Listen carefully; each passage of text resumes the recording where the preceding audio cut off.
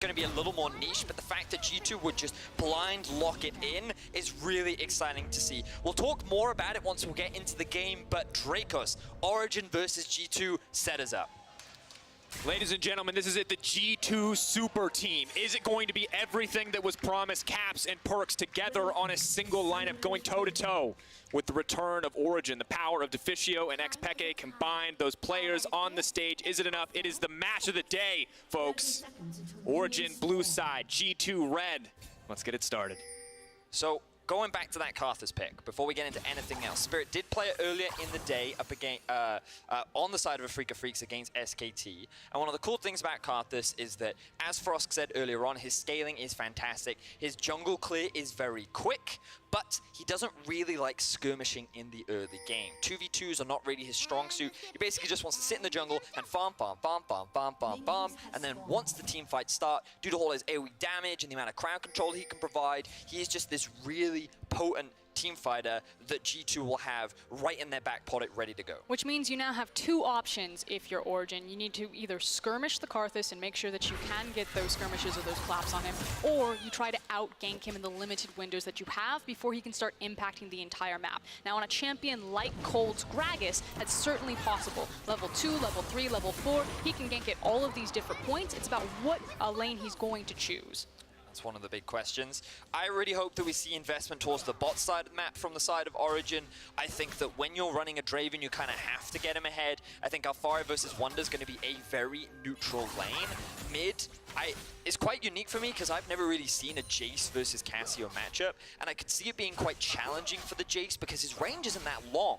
And as he tries to last hit the minions, you'll often see Nukeduck landing those Noxious Blasts on him to try and zone him away from the farm, as you're seeing right now.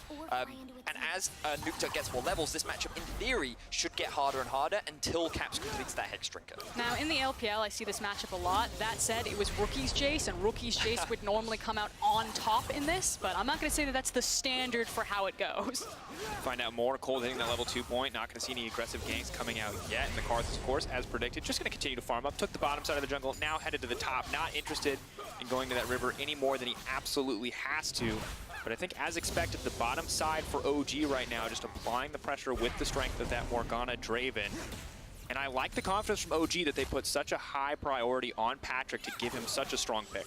And it goes back to that, I don't want to say it's like a brainwashing thing that Deficio's running down there, but every time you hear the Origin members getting interviewed, they all say the exact same thing, like it's a brotherhood. It's more than just a team or a family. And it's all just this idea of you've got this young star and Patrick and Alfari, you just have all of these flanking veterans around them and you make sure that they shine. You polish them up. This is going to be Sven 2.0. And who better to train him than Mithy? Coming back to Europe, the big question mark is what his level is going to look like. Of course, an all-star player last time he was in Europe, did suffer a bit.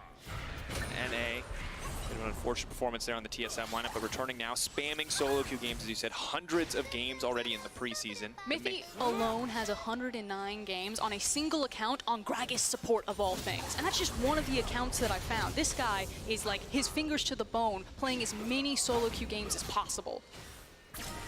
And I'm excited to see what he can bring to the field today. Mithy is a guy that many fans have got question marks around. He didn't have the best performance on TSM. He was kind of in the prime of his career when he was with G2. The moment he left, both G2 and TSM started to struggle. And now they're reunited, but this time on opposite sides of the rift. And I cannot wait to see how this lane continues. So far, things are going in favor of Patrick and Mithy in terms of pressure, but Perkz keeping up in the farm department. And of course, if you want to keep an eye on Perkz' perspective, you can head over to Riot Games 2 for our POV stream. From the eyes of Perkz, you'll not only get to see Patrick's laning phase, but you get to see Perkz on Zoe in bottom lane. It's a novelty you might not always get to experience. Patrick, though, not interested in giving you a good show. He wants a gray screen stream. And we do see Jankos heading towards the mid lane, looking for Nukeduck.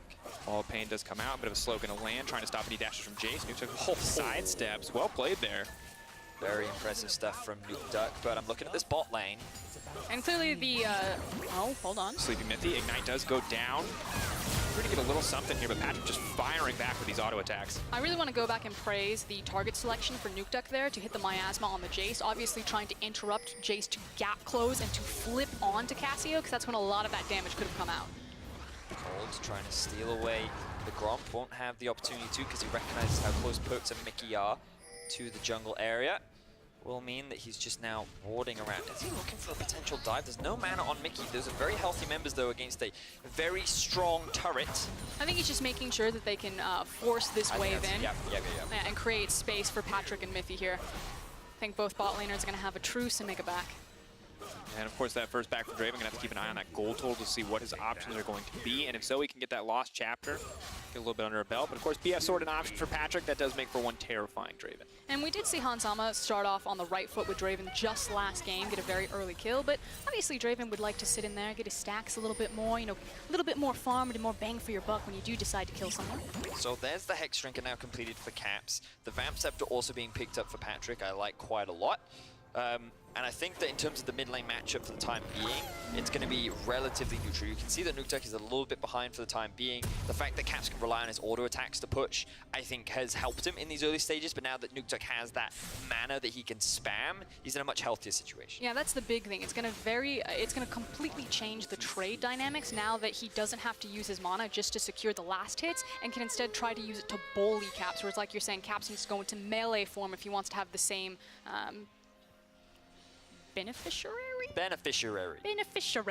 And honestly, I'm just glad to see a battle between two strong individual mechanical champions, between two of the best mid laners in our league. No doubt, G2, you know, winning the offseason almost with a single pickup as they managed to grab Caps. Fantastic stats across summer as we do see the banding land. And the comparison between the two is just so interesting. Caps' numbers, out of this world. 14 solo kills. Now, admittedly, a lot of those were on Sir Nuke's Zyra from that single game. He got about, I think, 6, but still impressive numbers across the board. He just goes to show how strong Caps was last split, and you kind of compare that across to Nuktuk, who statistically never really looked the strongest, but he is a player, tends to offer a lot more outside of just the in-game. And it's hard to kind of find the tangibles of what that means, but for me, it's a lot of the invisible pressure, and again, that veteran status. Every time you talk to the OG members, they seem to have the same framework of mind. They're all moving to the same direction. They knew who they wanted. Nuktuk, mechanically very strong, but it's more about his presence in team fights, his presence around the map, and his presence of how he's guiding his teams in comms. But also just the amount of experience and knowledge that he has. As we see a bit of a fight down bot lane. Stand side already used. Bonding is going to connect. Immediate cleanse comes out from Mickey. Does not want to let that action continue. And Perkz now trying to fire back. Not going to connect there, though. But yeah, going back to the mid lane, it's funny because when I speak to Deficio, we know that the Year of the Duck was largely set up by him last year, but he has nothing but praise for the guy. The fact that he's a very knowledgeable player that offers a lot of insight and is very valuable at teaching the other team members stuff that, you know, you just don't need to rely on coaching staff for. He's just so smart, and he works very well with Andre, who they have as a head coach, to kind of level up the entire team. So that's one of the big values that Nuktuk has and why so many pro players have so much respect for him, even if he can't always showcase it from a stats perspective. And you see the member on the team that people expect to be leveled up, and that is Patrick, a young player by comparison to the rest of these veterans, and doing well so far up in CS in this lane matchup, making good use of this champion that they picked to be lane dominant, and now not afraid to get aggressive here. Mickey stopped in his tracks, but may look for the re-engage. Unfortunately, just takes so much damage there waiting for that black shield to wear off. Oh, that's a big ulti use from Perkz. Mithy looking for engage. Wants to run it in. The ignite does go down. There's the ulti coming out. First blood does go over to Mithy, but now Patrick wants to follow up. Ulti coming down from the Karthus. Mithy knows he's dead. Trading back on the side of G2. Yeah, unfortunately didn't have the heal there. Used it previously in the fight before the Karthus ultimate even came down. And it is a 1-for-1 trade, but a huge win for Patrick. Patrick and Mithy just secured first blood against the G2 bot lane. Perkz and Mickey, they got outsmarted in that 2 versus 2. Mithy got so close, and it looked like he was going to land that binding onto Perkz. Immediately turned his attention onto Mickey. He still had his flash. He couldn't react in time, and it allowed OG Patrick to pick up that kill. And it's about how well they're playing around the windows. Perkz is throwing all of these skill shots, and every single time they miss, Patrick and Mithy were always in position to punish. And now Mithy's in position to punish once more. Binding not going to connect, but Caps is running for his life. They're going to back off, taking half his health in the exchange there. Good to get out, but aggressive play coming in from Mithy as he moves into mid. I like to see this from Mithy, roaming around the map, looking for opportunities to help his team. He rushed the boots of mobility, and it's something that all supports will do a lot more these days. Rather than just go straight back to the bot lane, we'll look to work with the jungler to see if they can utilize some kind of pressure somewhere on the map, maybe get a bit of vision down, and maybe even convert it into a kill. And always try to change up your gank paths. Mithy tried that from the bottom side, but try ganking through top. It's more often not ward is off. So keep your eyes on what Mithy does here. He walks up to Perkz, makes it look like he is his target, immediately turns on to Mickey. He wasn't expecting it, and if it wasn't for the Ignite, maybe OG walk away with 2 kills, but unfortunately the Requiem is enough to allow the 1-for-1 exchange, and Jankos now, after all that farm, picks himself up a kill. And honestly, the saving grace for G2 in that exchange is the fact that Mithy got the kill and not Patrick. All that farm, all those adoration stacks, not wasted, but definitely not consumed. So G2, not as bad off as they could have been. Both the Karthus pick and the kill to Mithy kind of saving what could have been a very bad play. Right now he's sitting on about 320. Jankos is hanging around. Is it going to go? Trying to find the knock. Blocked up! Sonya's comes out. Now looking for the fire back. Mithy is going to get taken down. Has he gone too far? A sleepy Draven. Not going to be able to back that one up. Patrick, though, still hungry for blood. And ladies and gentlemen, NA Mithy is dead. EU Mithy is back, at least on the back of those first few bindings. He is looking clean. And Cold is looking for the 3-pointer right now. He just wants Mickey to step forward so he can dunk on him. But that interrupt from Patrick was clean. I don't know if that was reactionary or just luck, but regardless, it stopped the engage from Mickey dead in its tracks, and it meant that OG almost got themselves a kill. At the very least, it will net them 3 turret plates, and OG's bot lane looking good. Looks like we're going to get a replay of it, so... I think it was definitely in advance because he wanted to interrupt Mickey as he was trying to escape. It was just convenient timing that he was trying to engage at the same time. Doesn't matter, looked cool. Definitely looked very cool. I give credit to Mithy. I was wrong. Patrick, powerhouse here on the bottom side. Gets the Bloodthirster as well, so going to be very hard for Perkz to poke him out. They're going to have to commit for a little bit more if they actually want to cut through the Draven. And of course, the Ignite not available quite yet for Perkz, so very difficult to pull anything off. And unfortunately, while Karthus can walk down there, Jankos can use the Wall of Pain. He can try to make those ganks work. We just saw the attempt there. That's not really what he wants to do. Back to Vedius' point, Jankos wants to sit in his jungle, and he wants to continue to farm up, get more items, get more to his defining ability to be that ultimate. So unfortunately for Perkz and Mickey, there might not be a lot of help coming for them in this bot lane. It's true. Also, Karthus wants to ult whenever there's a free kill to steal. Alfari now TPing bot, Cold in for the collapse. Looking for the play here, they have to watch out. Where's the jump going to go from Perkz? Could try to dodge a skill shot here. Is he just going to try to make it out of the wall, but knock back? So much CC comes in, and Mithy going to grab another kill. Bloodthirsty support, man. I can respect it. They're trying really hard to get these kills over to Patrick to get this Draven snowballing, but they have been unable to do so as of yet. Now, there are 4 members down towards the bot side. That TP from Alfari was necessary in order to secure the kill, but what will they lose off the back of it? And it means that they really need to be conscientious of what they're trading here. So it keeps going back to this idea that Mithy's picking up the kills and he needs to go to the ADC. It's almost a bit more punishing because now Alfari is also trading the experience, the gold, the tower damage, the plating to try to make these plays. As we take a look back at this one, you can see Perkz landing a clean bubble, but of course, TP committed here, willing to give up a lot just to stop this lane from getting anything else further. And just, I like that we said, OG, you got this bot lane to play around, and they're just doing just that. And Cold, the reason why he didn't barrel so early is because he actually used it to get into the Dragon Pit, so that G2 wouldn't be able to spot him as he made his approach towards the bot lane. What I would like to bring attention to is when we actually look at the gold, both Patrick and Mithy are ahead, but all the gold for G2 sits on Jankos right now. He has been doing a great job of farming, and he's kind of that late game insurance for G2. Even though the laning phase isn't going the way that G2 would have liked, he's going to offer this late game team fight damage that will just be so beneficial for G2 the longer this game goes on. And now we need to zoom out and kind of look about how this composition works. When you have a Zoe and when you have a Jace, obviously Poke is going to stand out, but now put a Karthus on top of that. If one of these bubbles lands, if one of these shock blasts land, and you half health anyone, at a certain point, Karthus is just going to finish the job, and you don't even get to be interactive in any team fight. At this point, that's exactly what they want. Of course, Perkz here playing it out in the bottom lane. You can watch his perspective on the POV stream. Over on Riot Games 2, we can see now what he's doing, where he's clicking, how he's going to survive this lane. He actually clicks very far away from his champion. Interesting. I mean, normally when you watch Faker, his mouse is much closer to his champion. It helps him actually keep track of where his champion is. Was Faker at Worlds? That was what I was going to say. Maybe clicking farther away is just better, Frost. To get lost in a team fight, click closer to yourself. What I will say now is that it's a lot easier for Perkz to manage the wave, given that he's completed both the Blasting one and the Lost Chapter. His Q actually does damage now, which means that it's much more difficult for OG to siege onto that bot tower. Fortunately, for both teams, no towers have dropped just yet. The goal is still even though OG have the kill advantage. And again, it comes back to Karthus and Wonder, holding on to pretty healthy CS advantages, along with that kill that he was able to pick up. And a big question going into this game was, would OG be able to hold their own up against this new G2 lineup? And for now, things are looking good. Patrick has to be careful, though. Karthus is here in the midst of everyone. Cold needs to get that Karthus away from his team. And they're going to back off, just looking for the disengage here. Neither team looking to take that fight. I like the fact that OG don't want to overcommit because they know that Karthus has the Requiem available. So you can't go super low health trying to chase these kills and then just get punished across the board.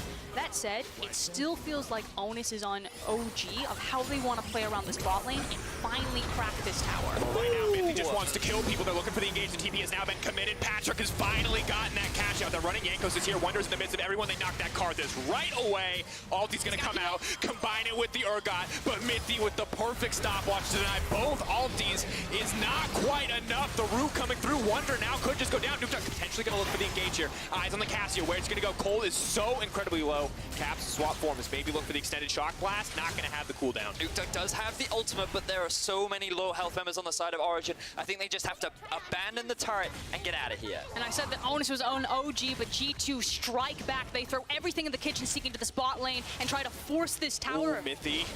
So Go to low. base, Nukeduck's Mithy. moving down. Just uses the black shield just to make sure that Nukeduck is safe. Sion, meanwhile, is on the top side taking a tower.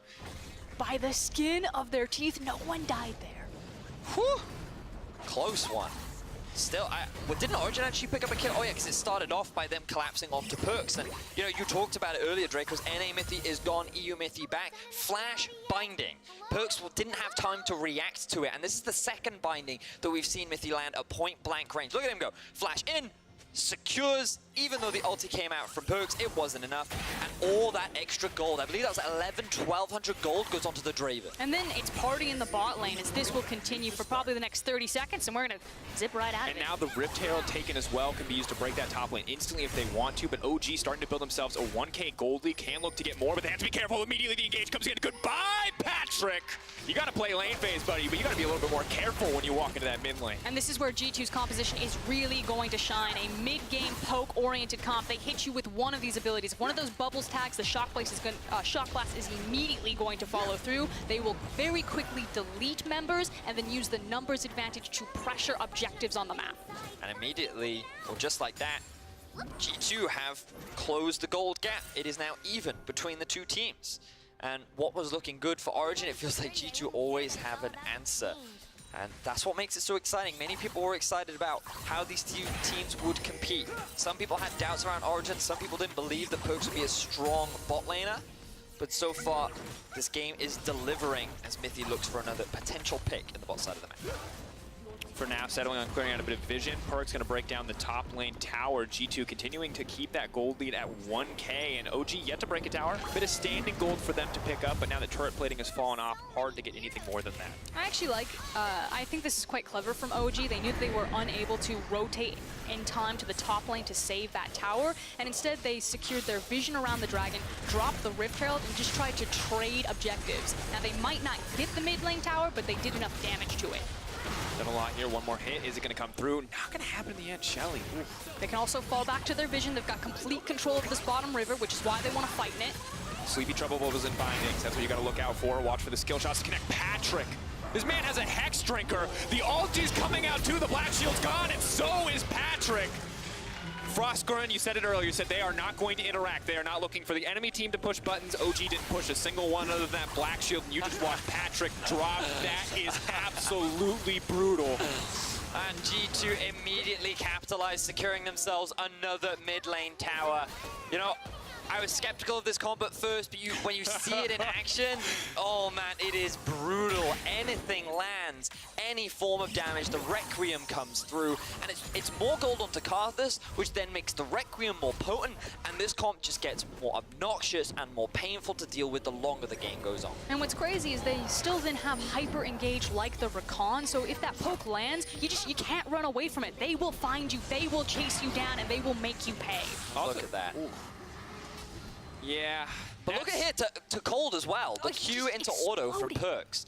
Just disappearing. The full AP Gragas hasn't really been able to do a huge amount this game, and Yankos right now really stepping up in terms of being really the cleanup crew for G2. And when you look at this, G2 just exploded into this game. It was so slow, back and forth. OG felt like they were winning out on some of these trades, but now that Perkz has that first item completed, now that Caps has a few items under his belt, and the Karthus is starting to take off from the farm, they are just so strong. They went from non-existent on this map to killing people left and right. I just like how proactive. They recognized that while they were struggling in the bot lane that they had a plan about how to fix it. Immediately called down, had all the members once Jankos felt he was strong enough on the Karthus, and then just turned the tides. This was Patrick and Mithy all day styling on Perkz and Mickey early on. And honestly, it just keeps getting harder as Jankos continues to farm up more and more. 2-0-1, yeah, there's a bounty there, but how are you ever going to get on top of that Karthus? And if you do, are you even excited about that? When he dies, he's just going to kill you. What's crazy about how much base damage he's doing. Oh, God. No! The Red Crim's almost up. Mithy, you got to get to base. Run, Mithy, run! This is a nightmare. Jankos is running. He's so quick. He's ready for this. Wonder. Oh, it's going to take... Mithy, you got to go. Oh, no, here it comes. They're looking for blood. They're chasing him down one at a time. It's not interactive. It's not even fair. So much damage has landed. And OG haven't even gotten to fight yet. Maybe not interactive, maybe not fair, but boy, is it fun to watch. So much damage. Do you remember when you were talking about ARAMs earlier? This is the ARAM Nightmare comp. Turns out in 9-1, it's really good on Summoner's Rift too. You've got the Karthus, you've got the Jace, you've got the Sleepy Trouble Bubble from the Zoe. You know, I think the only way this comp from G2 could be more obnoxious is if they had a Morgana instead of the Rakan. But now we are. Perkz once again looking for Sleepy another Trouble pick. on the cold. Luckily, Requiem is down.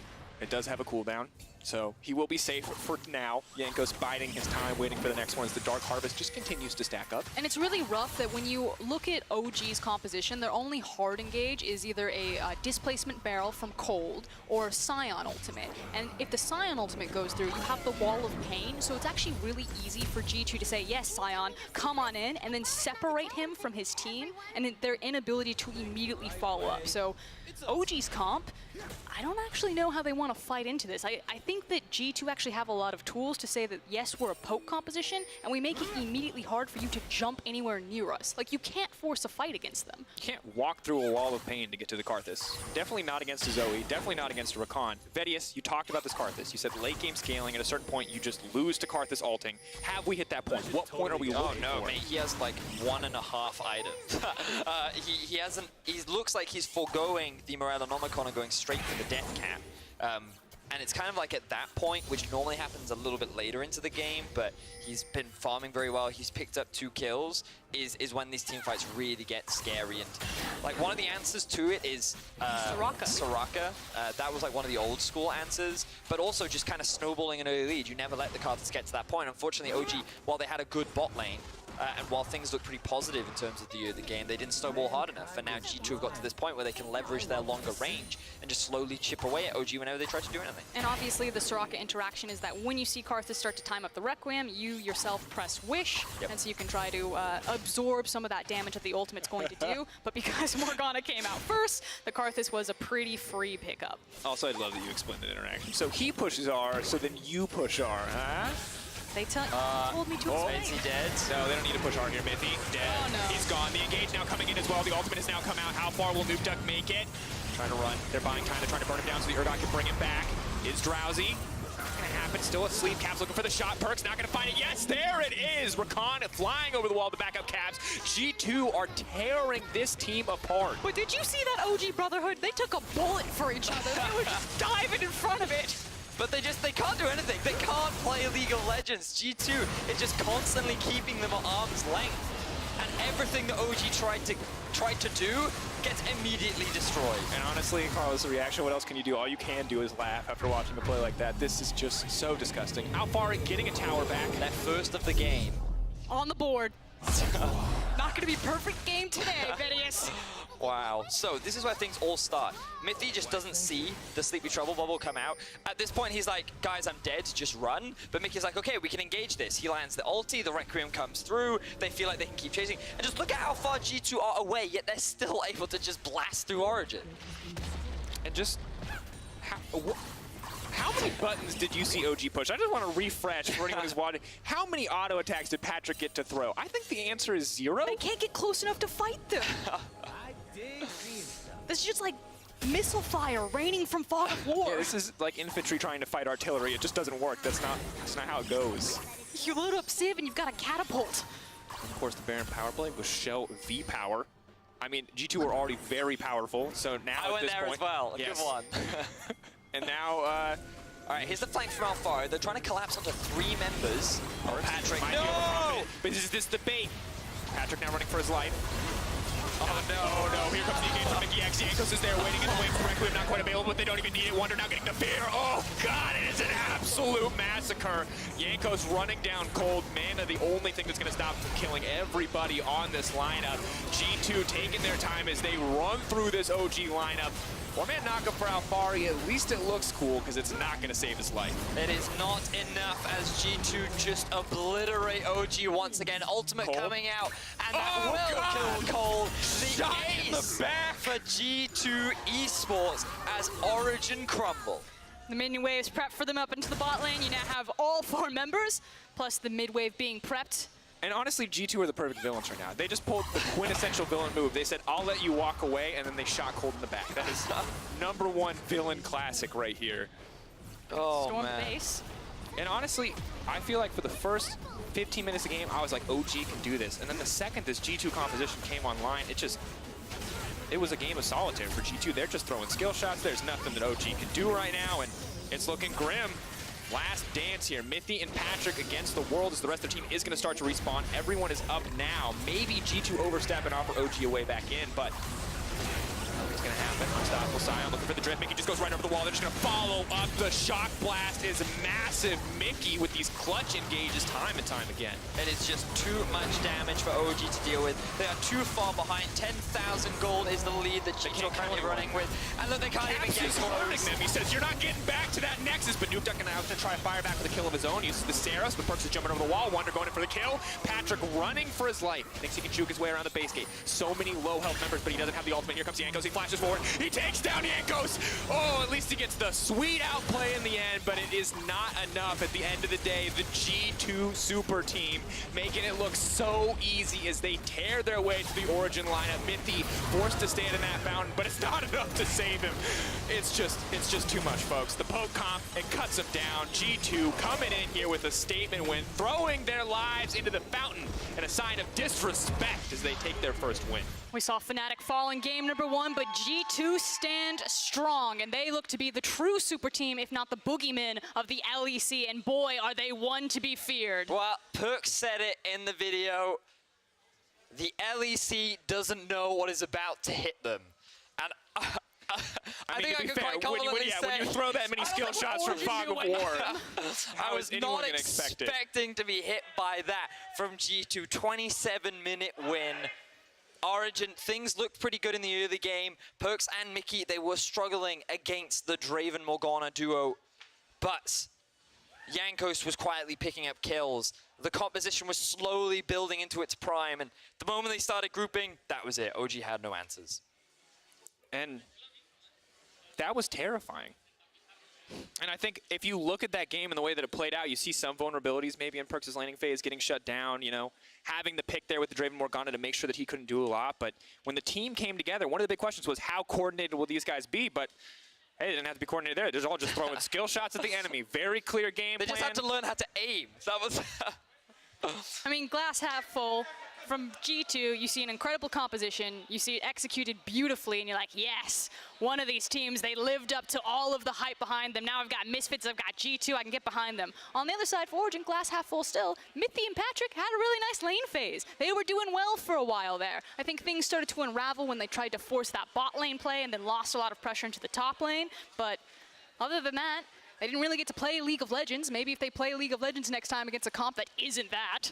I will say for Origin, going up against G2 as your very first game of the split is always going to be challenging, but I think that there are things that they can take away from this, because then when the rematch for G2 comes around, they are hopefully in a position where they've grown more as a team, and it's better to have your weaknesses exposed early on by a very strong team rather than learn them much later on into the split. So from an outsider's perspective, it's difficult for me to tell what the weaknesses were. I just think that the comp was really strong from G2, but I'm hoping that Origin can learn something from this and they can use it to only improve and make the rematch that much more exciting. And as a spectator, we've answered some of the questions about Origin that we had going in. Mithy playing much better than what he 100%. did towards the back half of his time in NA. So already that looks like an improvement. And Sheriff, a lot of people were wondering why this guy was the priority pickup for Origin, but he's showing he's a mechanical monster. He can compete when he's given the opportunity to do so. Sadly, after 10 minutes, he was no longer given the opportunity to do so, but still, some flashy moments, some incredibly good plays. I'm afraid no, this is Patrick. Patrick. I mean, he did name change. He did have a good performance. I was very impressed. But yeah, we'll see what's in store. I hope we get to see Alfarion carries a little bit more in the future. We've seen a lot of him on tanks last year. I've been building up a lot of hype around Alfari. I hope we do get to see him be more of a threat moving into the rest of the split. I would expect it. Again, changes to teleport. Your lane phase is that much more important, so Alfari should really thrive here in this meta. Absolutely should. Well, after an interview with Caps and Perkz, you can watch Shox, Quickshot, Deficio, and Peke in the LEC post-game lobby.